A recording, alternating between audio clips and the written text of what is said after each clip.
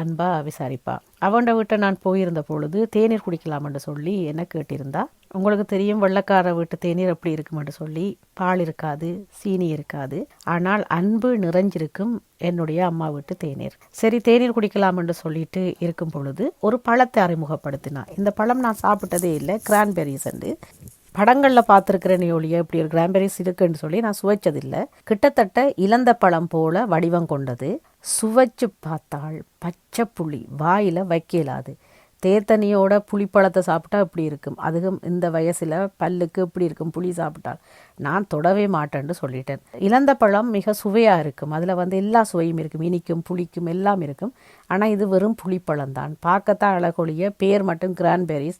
சொல்லும்போது நல்லா ஸ்டைலாக இருக்குது, ஆனால் வாயில் வச்சா பச்சை புளி. ஆனால் அவள் அந்த தேநீர் மிக சுவையாக இருந்தது, சீனி இல்லாமலே இனிப்பாக இருந்தது. என்னுடைய அம்மாண்ட அன்பை போல்.